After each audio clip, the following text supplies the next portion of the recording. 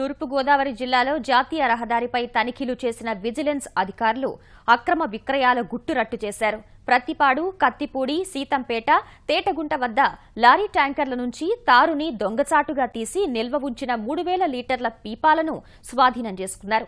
విశాఖ నుంచి విజయవాడ వెళ్తున్న లారీలోని ఇనుప లోడ్ నుంచి 2.5 టన్నులు అక్రమంగా అమ్ముతుండగా కత్తిపూడి వద్ద విజిలెన్స్ అధికారులు పట్టుకున్నారు.